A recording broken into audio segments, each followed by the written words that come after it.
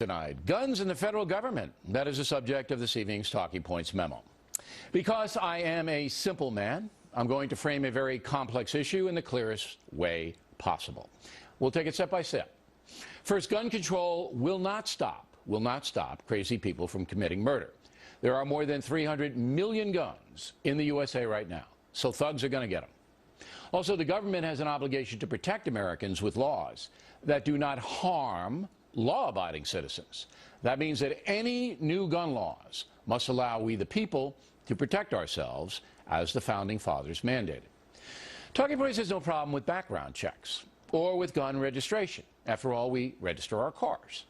But these things should be decided by the individual states, not the federal government. If a state like New York wants to ban assault rifles, fine.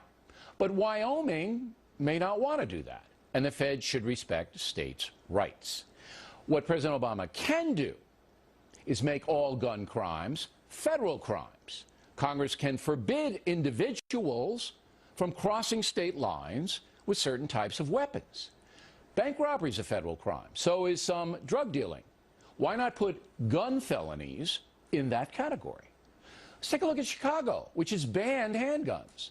More people were murdered by guns in Chicago in 2012, last year, than were killed among coalition forces in Afghanistan. Obviously, the gun ban in Chicago doesn't work. Do we all get that? What would work is a 10-year mandatory federal prison term for anyone convicted of any gun crime in the Windy City or anywhere else in America.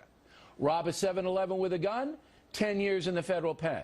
Illegally possess a gun, same deal, 10 years. That's how you keep guns off the street. Don't believe me? Take a look at how drastically the crime rate has fallen in the USA over the past decade. Nationwide, violent crime down 23%. Why? Because of strict mandatory prison terms for chronic criminals.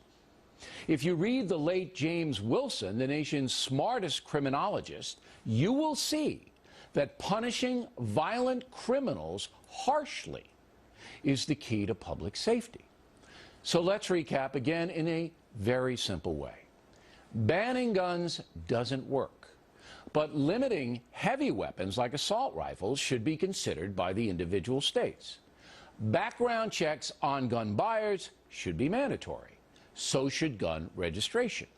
But the situation will not get any better in Chicago or anywhere else until gun crimes are federalized. And by the way, New York State did pass a tough new gun law yesterday, and it forbids publishing the names of legal gun owners if they object.